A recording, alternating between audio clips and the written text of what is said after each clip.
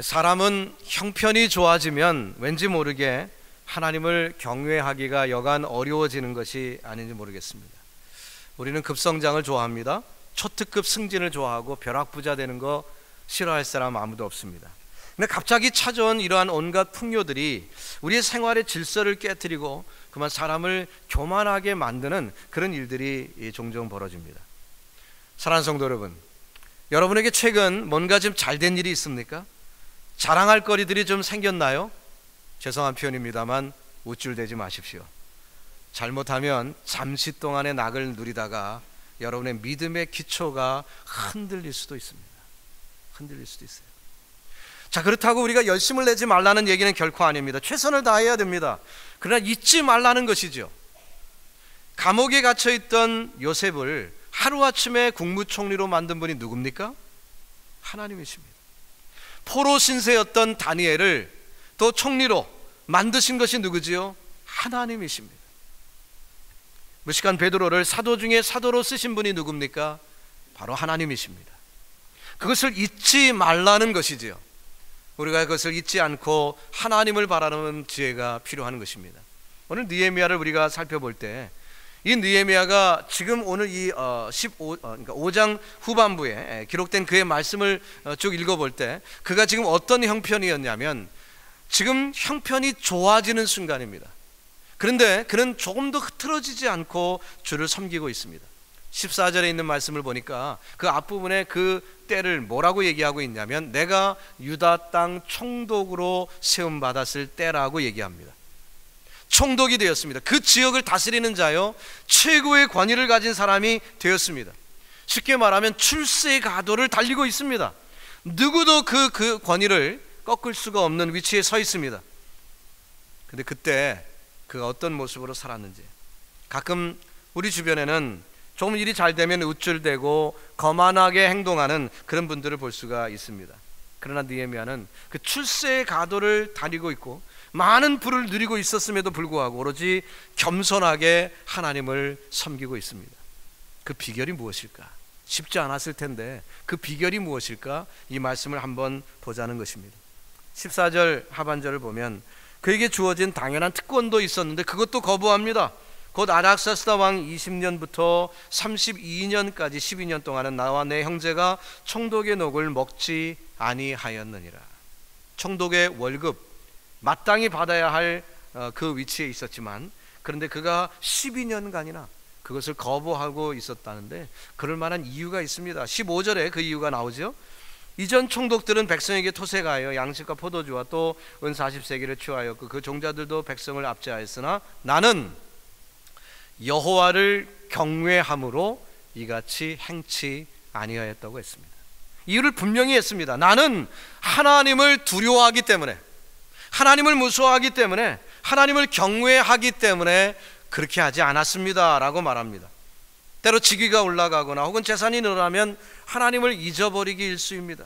감투가 하나님보다 높아 보이는 어리석음을 경험하는 이들이 있습니다. 그것은 누가 출세라고 말할 수 있겠습니까? 그것을 누가 감히 성공이라고 얘기할 수 있겠습니까? 그것은 출세도 성공도 아니요 저주요 실패인 것입니다. 곧 가난할 수도 있어요. 하지만 그 가운데서도 하나님과 바른 관계를 맺고 있다면 그것이 더 중요하고 성공이라고 말할 수 있는 그런 것 아니겠습니까? 에베소서 6장 9절에 보면 이런 말씀이 나옵니다. 상전들아, 즉 그 위치가 있는 거지요. 상전들아, 너희도 저희에게, 즉 부하 사람들, 밑에 있는 사람들, 다스리는 사람들, 그들에게 이와 같이 하고 공갈을 그치라. 이는 저희와 너희의 상전이, 왜냐하면 그들과 너희들의 상전이 하늘에 계시고 그에게는 외모로 사람을 취하는 일이 없은 줄을 너희가 알미니라. 아무리 상전이 되었다 할지라도 밑에 있는 사람이 섬기는 하나님이나 내가 섬기는 하나님이나 똑같은 하나님이라는 거예요. 그렇기 때문에 그들 앞에서 우쭐댈 수 없고 그들 앞에서 감히 함부로 할 수 없다는 것을 지적하는 말씀입니다. 느헤미야는 하나님을 두려워했습니다. 그렇기 때문에 상황이 자기에게 좋아졌다고 할지라도, 총독이 되었다 할지라도 백성들을 함부로 대할 수 없었던 것이죠. 하나님이 주인인 것을 알았기 때문에 그 주인의 뜻대로 청지기 의식을 가지고 하루하루를 살아가는 것입니다. 이렇게 하나님의 경외함, 하나님을 경외하고 하나님을 두려워하는 것은 수많은 믿음의 종들이 그들의 신앙을 지킬 수 있었던 그 밑거름이 되었던 것입니다. 여러분, 저와 여러분도 우리 신앙을 지키기를 원한다면, 하나님이 내게 주신 이 고귀한 신앙을 지키기를 원한다면 이 하나님을 경외하는 믿음이 있어야 할 줄 믿습니다. 보디발의 아내 유혹을 받았지요. 그 유혹을 요셉이 어떻게 이겨나갑니까? 그가 그 유혹을 이길 수 있었던 비결도 다른 것이 아니라 하나님을 두려워했기 때문에, 내가 어찌 여호와께 득죄하리요, 하나님을 경외하였기 때문에 그 순간 이길 수 있었던 것입니다. 다윗이 나단 선지자의 책망을 받습니다. 그때 화가 발끈해갖고 그 사람을 단칼에 뵐 수도 있었겠지요. 그러나 그가 그 선지자의 말을 듣고 반발하지 않을 수 있었던 비결은, 그리고 회개할 수 있었던 비결은 그가 나단 선지자를 무서워하는 것이 아니라 하나님을 두려워했기 때문에, 하나님을 경외했기 때문에 그 일이 가능했던 것입니다. 여러분, 저와 여러분에게도 하나님을 경외하는 놀라운 축복이 있기를 주 예수의 이름으로 축원합니다. 함께하는 무리들이 있어요. 이 느헤미야와 함께하는 수많은 무리들이 있습니다. 적지 않은 숫자입니다. 5장 17절 이하에 보니까요, 유대인들만 150명이에요. 사방의 이방인들도 가끔 손님으로 와 있습니다. 자, 그 많은 사람들이 있고요 했지만, 그렇지만 여전히 하나님을 경외하기 때문에 그는 녹을 먹지 않고 그 사명을 감당합니다. 자, 이 쉽지 않은 일이었을 것입니다. 그 많은 사람들을 대접해야 되는데 엄청난 양식이 필요하지 않았겠습니까? 그럼에도 불구하고 총독으로서 당연히 받을 수 있는 그 녹을 요구하지 않았던 그의 모습, 그리고 그럴 만한 이유를 그런 얘기할 때 17절, 18절 맨 마지막 절에 보니까 뭐라고 했냐면, 백성의 부역이 중함이니라. 백성의 부역이 많았기 때문에, 백성들이 노동이 심하기 때문에, 백성을 너그럽게 여기고 백성을 사랑하는 마음이 있다 보니까 그들이 고욕하고 있는데 나만 허위허식할 수 없다, 허위허식할 수 없다, 그들을 사랑하는 마음이 있기 때문에 그는 녹을 거절하는 것입니다. 총독으로서의 특권이 있었어요. 하지만 당연히 여길 수 있는 그것도 하나님을 경외하고 백성을 사랑하기 때문에 금했다고 말합니다. 이것은 두 개가 연결된 말입니다. 하나님을 경외하지 않으면 백성도 그렇게 관심이 없겠죠. 그러나 하나님을 경외하기 때문에 그 백성들을 소중하게 여기는 것이고, 그 천하보다 귀한 생명들, 그 백성들을 사랑하게 된 것입니다. 단지 그 백성들을 내가 다스리는 대상으로만 여긴 것이 아니라 그들을 사랑하고 존경하는 마음이 있었던 거예요. 사랑하는 성도 여러분, 저와 여러분도 이 땅에 살다 보면 수많은 사람들을 만납니다. 이렇게 저렇게 만남이 형성이 되고 또 관계가 형성이 되겠죠. 하나님을 경외하십니까? 그렇다면 그분들을 소중하게 여기시기 바랍니다. 그것이 하나님의 뜻입니다. 예수님은 진정한 이웃의 관계를 설명하실 때 우리가 잘 아는 사마리아인의 비유로 말씀을 하셨습니다. 그 비유의 내용이 뭡니까? 간단한 내용이죠. 어떤 사람이 여리고로 가다가 강도를 만났습니다. 근데 그는 유대인이었죠. 그래서 죽게 되었는데 지나가는 사람들이 있습니다. 레위인도 지나가고 종교인이죠. 제사장도 지나갑니다. 그들은 다 알만한 사람들이지만 핑계대고 그냥 지나가 버리고, 오히려 서로 민족 감정이 있었던 사마리아 사람이 그를 도와서 구출해주고 여관에 가서 부비를 다 지불할 뿐만 아니라 앞으로 더 들면 자기가 갚겠노라고 얘기하면서 맡기는 그의 모습, 그것이 진정한 이웃의 모습이 아닌가, 이렇게 예수님이 비유를 하신 것이죠. 거기 등장인물들을 한번 살펴봅시다. 강도에 대해서 한번 생각해 보죠. 자, 이 강도는 어떤 사람입니까? 지나가는 사람들을 유심히 관찰합니다. 여리고로 내려가는 사람들을 유심히 관찰합니다. 그는 그 사람들의 인격이나 성품이나 존엄성에 대해서 아무 관심이 없습니다. 그저 관심이 있는 건 뭐예요? 보따리에 돈이 얼마나 있나, 이것만 관심이 있는 거예요. 내가 강도짓 해야 되는데 저 물건을 뺏기 위해면은 돈 없는 사람 아무리 강도짓 해봐야 뭐 하겠습니까? 가진 자를 뺏어야 될 건 아니겠어요? 그래서 그것을 관심을 가지고 노려봅니다. 강도의 관심은 오로지 물질이었습니다. 인간의 존엄성 없습니다. 그래서 목적의식이 물질을 빼앗는 것밖에 없습니다. 오늘 이 시대가 참 어려운 시대입니다. 사업을 경영하는 분들이 프로핏이 없으면은 아무 의미가 없어지는 그런 시대죠. 그래서 정말 나라들을 초월해서 이렇게 그 회사들이 차려집니다. 박근혜 대통령이 이런 얘기를 했다고 그러더라고요. 한국에서 만드는 셀러폰은 Made in Korea가 아니라 Made in World입니다, 이런 얘기를 했다고 그러더라고요. 그 말이 맞죠? 예. 전 세계 부품으로 조립을 하니까 Made in Korea라기보다는 Made in World, 그 말이 의미가 있는 그런 시대예요. 그래서 기업을 차리는 사람들이 국가의 이념이나 뭐 이런 거 전혀 생각하지 않습니다. 그저 이익이 있느냐, 이것에 관심이 있는 시대가 되어버렸어요. 제가 LA에 오래 살았는데요, 제가 지금도 기억하는 선전 문구가 하나 있습니다. 그것은 안경점 선전 문구였습니다. 저도 안경을 쓰는 사람이니까 안경을 몇 년에 한 번씩은 맞춰야 되지 않습니까? 관심이 있어요. 그런데 이제 안경집 주인이 직접 나와갖고 그분이 선전을 합니다. 그 선전 문구가 뭐냐면요, 제가 아는 것은 안경뿐입니다. 그럴싸합니까? 네. 이분이 생각한 건 뭐죠? 사람들이 안경에 관심이 있는데 나는 안경 전문가라는 거죠. 제가 아는 것은 안경뿐입니다. 이렇게 말하면 사람들이 이거 안경 전문가구나, 그러니까 그 집으로 온다는 거죠. 실제로 그랬습니다. 그래서 그 집이 장사가 잘 됐어요. 목적을 이룬 거죠. 그러나 여러분, 성경적으로 볼 때 이게 바른 인생관입니까? 안경집 주인이라고 해서 안경만 보면 됩니까? 아니죠. 인품이 있어야죠. 인간의 존엄성을 알아야죠. 내가 안경을 맞춰드리는 그분이 어떤 사람인지 아는 것, 이것이 성경적인 성도의 자세 아니겠습니까? 양복점 주인은 그 양복을 이렇게 보면서 저거는 기성복이다, 저거는 맞춤복이다, 늘 그것만 관찰하면 되겠습니까? 그 옷을 입고 있는 그 사람이 어떤 사람이냐 관심이 있어야 되겠죠. 마치 안경집 주인이 저를 보면서 이건 메이드 인 차이나 뭐 이렇게 보면서 사람을 함부로 판단하는 그런 일은 없어야 되는 건 아니겠어요? 근데 오늘날 세상은 이런 모습을 우리가 갖추고 있다는 것입니다. 위험한 것이라는 거죠. 여러분, 혹시 여러분이 어떤 비즈니스를 하고 어떤 장사를 하고 있는데 그 장사에 오는 그 손님들을 바라볼 때 그 손님들의 호주머니에만 관심이 있다면 여러분들은 강도입니다. 틀렸습니까? 맞지요? 강도하고 다를 게 뭐가 있습니까? 강도 짓을 하는 거예요. 성경은 그것을 원치 않습니다. 이웃되기를 원합니다.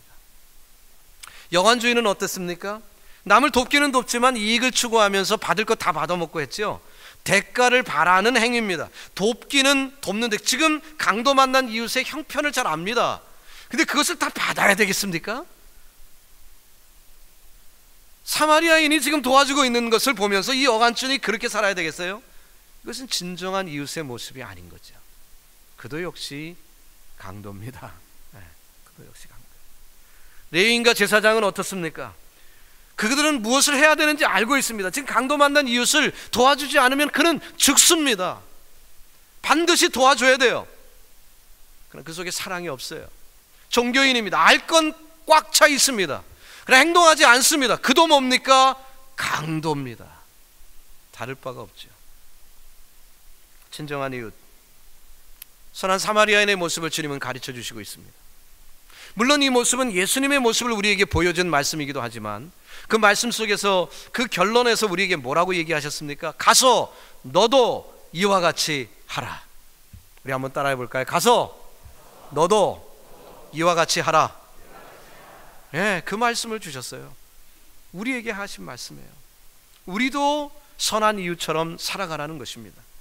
느헤미야는 그 백성들을 위해서 살아갑니다. 성벽을 위해서 지금 성벽 건축을 하는데 백성들이 고역을 치르고 있습니다. 너무너무 미안하고 죄송합니다. 그들이 참 어려워하고 있습니다.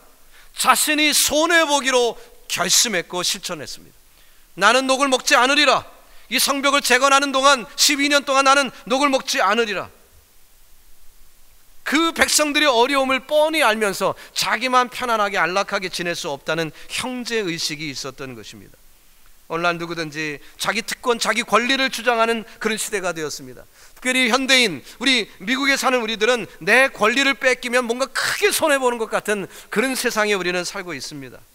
자, 이런 세대와 비교해 볼 때 느헤미야는 바보 같은 사람이죠. 자기가 마땅히 누려야 할 것을 포기하고 있지 않습니까? 근데 하나님은 이 느헤미야, 바보 같은 느헤미야를 우리의 롤 모델로 제시하고 있습니다. 자기의 특권을 주장하는 순간 우리가 잊고 있는 것이 하나 있다는 거죠. 뭡니까? 하나님이 주셨다는 것을 망각하게 된다는 거예요. 내 권리, 내 특권을 누리려고 하는 그 순간, 그것을 강조하는 순간 우리 하나님의 긍휼을 잃어버립니다. 스스로 애써 얻은 직책이라면, 스스로 애써 얻은 위치라면 한번 누려야 되지 않습니까? 지금까지 수고했으니까 한탕 해야 되지 않나요? 이것들이 과거의 총독들의 생각이었어요. 그렇기 때문에 그들은 그렇게 살았습니다. 부정부패 왜 일어납니까? 국회의원이 됐으면, 장관이 됐으면 잘 살라고, 잘 섬기라고 그 위치를 줬는데 왜 부정부패가 생기나요? 거기까지 올라가도록 많이 희생했거든요. 거기까지 가도록 많이 투자했거든요. 빼내야지요. 빼내야지요. 그것이 문제 아닙니까? 주님께서는 우리에게 청직의식이 있기를 원합니다. 겸손하게 하나님이 주신 것임을 깨닫고 주님께 영광 돌리기를 원합니다. 여러분과 저에게 하나님이 어떤 사명을 주셨습니까? 직책을 주셨나요? 최선을 다하시기 바랍니다. 그 일은 당연히 해야 할 일을 하는 것뿐입니다. 마땅히 할 일을 하는 거죠. 세상의 요직이나 중직이 우리에게 주어질 때 시험이 오는 것은 또 이 느헤미야가 경험한 것이 하나 더 있는데요. 그것은 이 전통이라는 시험이에요. 남들이 다 그렇게 해왔다는 것이지요. 그 전통을 뛰어넘는 것은 쉽지 않은 일입니다. 좋은 전통이라면 잘 지켜야 되겠죠. 그러나 좋지 않은 전통이라면 끊어야 되지 않습니까? 근데 그 압박이 쉽지 않다는 것입니다. 15절에 보니까 이전 총독들은 백성에게 토색하여 양식과 포도주와 또 은 40세겔을 취하였고 그 종자들도 백성을 압제하였으나 나는 여호와를 경외함으로 이같이 행하지 아니한다고 했습니다. 단호한 그의 모습입니다. 이에 총독들은 그렇게 했어요. 그러나 나는 그렇게 안 하겠다는 거지요. 지나친 세금을 걷습니다. 그 재임하는 기간 동안 재산 증식의 기회로 삼아서 그 기회를 이용했던 과거의 총독들. 그러나 느헤미야는 그 잘못된 전통을 과감하게 끊었습니다. 어떤 힘으로 그렇게 할 수 있었다고요? 하나님을 두려워하기 때문에, 하나님을 경외하기 때문에 그렇게 결단해서 했다, 이렇게 말하고 있습니다. 주변 사람들이 공격할 수 있습니다. 왕따 당할 수 있습니다. 네가 뭐라고, 너가 그랬지 잘났다, 뭐 이렇게 얘기를 할 수도 있습니다. 그러나 하나님이 시퍼렇게 살아계신데 나는 그렇게 못해. 하나님이 두렵기 때문에 토색 못하겠다. 그는 결단하여 실천한 것입니다. 어른들이 자녀들을 돌볼 때가 있습니다. 마이너 아이들을 돌볼 때 그것을 가리켜서 슈퍼비전이라고 얘기합니다. 감독을 한다는 거죠. 이 슈퍼비전이 이루어지려면 슈퍼한 사람이 해야 하는 것입니다. 똑같은 아이들끼리는 슈퍼비전이라는 말이 통하지 않습니다. 감독이 되질 않습니다. 왜? 똑같은데 뭐 지가 뭐 나를 감독해, 이렇게 되는 거죠. 그러나 슈퍼 의식이 있어야, 뭔가 좀 슈퍼리어한 것이 있어야 그래야 감독이 가능한 것입니다. 그래서 어른이 아이들을 감독할 때 컨트롤이 되는 거지, 아이들끼리 반장 세워갖고 하는 정도 갖고는 감독이 잘 안 된다는 거죠. 누구에게든 유혹이 있습니다. 누구에게든 시험이 오죠. 그러나 하나님에 대한 슈퍼리어한 슈퍼의식이 있다면 자기의 생활을 정돈할 수 있고 컨트롤할 수 있는 거죠. 그러나 하나님에 대한 슈퍼의식이 없는 사람은 상관하지 않습니다. 자행자지, 자기 마음대로 살아가죠. 하나님에 대한 슈퍼의식 여러분들에게는 있습니까? 하나님이 위대하십니까? 하나님이 두려우신 존재인가요? 하나님이 정말 말씀 한마디로 온 우주를 창조하신 그분이십니까? 하나님을 두려워하는 이 경외함이 우리에게 있을 때 우리는 우리의 생활을 정돈할 수 있습니다. 바르게 살아갈 수 있습니다. 규모 있게 살 수 있는 것이죠. 성경 말씀이 이렇게 말합니다. 내가 거룩하니 너희도 거룩하라. 거룩은 구별입니다. 세상과 구별되는 것, 그것이 가능할 수 있는 비결은 하나님에 대한 그 경외심이 있을 때 가능하다는 것입니다. 그때 과감히 끊을 것을 끊을 수 있습니다. 자를 것을 자를 수 있습니다. 세상에서 외톨이가 돼도 좋습니다. 왕따를 당해도 할 수 있습니다. 왜? 하나님을 수포하게 생각하기 때문에. 세상이 아니라, 주변 사람들이 아니라, 내 직장 동료가 아니라 하나님을 수포하게 생각하기 때문에 우리가 그렇게 할 수 있다는 것이지요. 여러분과 저에게 그런 축복이 있기를 바라는 것입니다. 덴마크에 한스라는 어린 소년이 있었습니다. 이 소년은 꿈이 있었습니다. 그 꿈은 배우가 되는 것이었습니다. 그래서 무용학교에 가서 열심히 무용을 배우며 배우가 되려고 준비했습니다. 근데 아무리 노력해도 잘 되지 않았어요. 사람들이 핀잔하고 선생님도 꾸지람하고 친구들도 왕따를 만들어서 혼자 있는 시간이 많아졌습니다. 혼자 있는 시간이 많으니까 상상을 많이 했어요. 이런저런 상상을 합니다. 그러다가 이런 상상을 했습니다. 어느 날 봄날에 따스한 봄 기운이 돌 때 오리가 많은 알들을 품고 있었는데 알들이 부화를 하기 시작했습니다.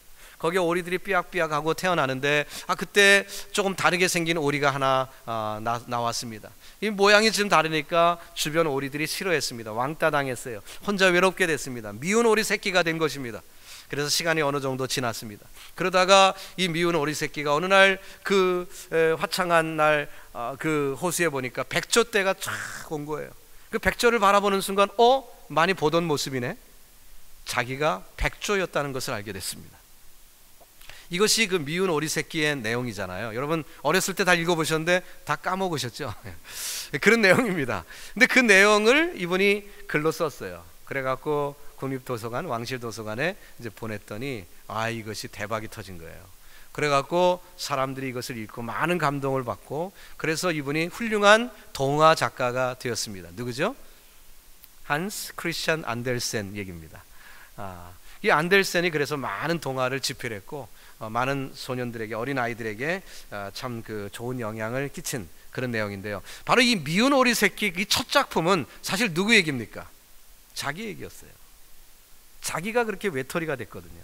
근데 하나님께서는 그걸 통해서 글을 쓰셨고, 그의 중간 미들 네임이 크리스찬입니다.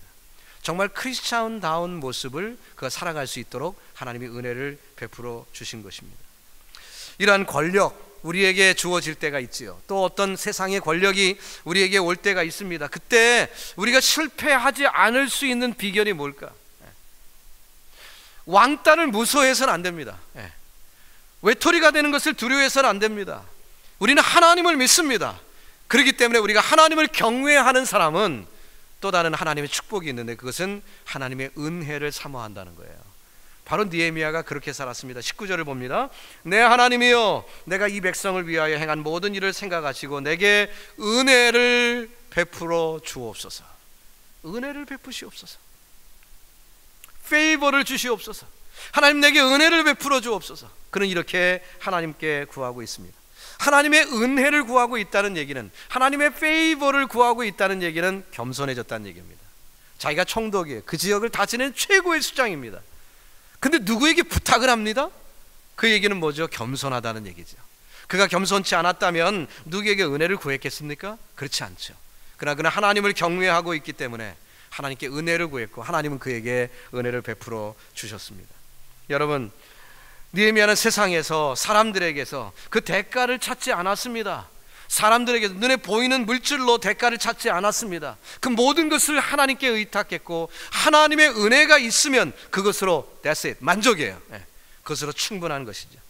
무슨 일을 하되 대가를 바라보고 하는 것은 옳지 않습니다. 성도는 하늘을 바라봐야 하는 것입니다. 하나님의 은혜를 사모하는 저와 여러분이 되기를 바라는 것입니다.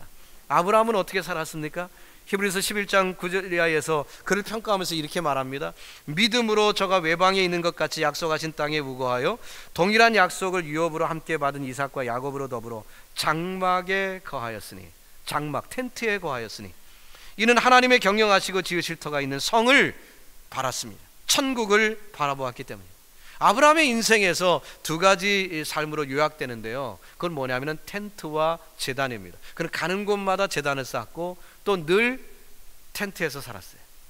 장막에서 거했습니다. 이유가 뭡니까? 하나님이 가라 하면 얼른 짐 싸갖고 또 가야 되니까 텐트에 거했어요. 편했을까요? 불편했을까요? 당연히 불편했을 것입니다. 그러나 불편을 감수한 이유는 뭐죠? 하늘을 바라봤기 때문에, 이 땅이 아니라 천국을 바라봤기 때문에 그런 삶을 산 것입니다. 자, 모세는 어떻습니까? 히브리서 11장 24절 이하에 보니까 믿음으로 모세는 장성하여 바로의 공주의 아들이라 칭함을 거절하고 도리어 하나님의 백성과 함께 고난받기를, 잠시 죄악의 낙을 누리는 것보다 좋아하고 그리스도를 위하여 받는 능력을 애굽의 모든 부하보다 더 큰 재물로 여겼으니 이는 왜냐하면 상 주시는 그분을 바라봤기 때문에, 그 하나님을 바라봤기 때문에, 하나님이 상 주시는 분이다, 그것을 바라봤기 때문에, 천국을 바라봤기 때문에 그렇게 했다는 거죠. 느헤미야도 마찬가지입니다. 12년이나 되는 그 긴 세월 동안에 녹봉을 받지 않고 그렇게 감당할 수 있었던 이유는 하나님의 은혜를 바라봤기 때문에 그것이 가능했다는 거예요. 우리가 부르는 가스펠송에 이런 가사가 있습니다.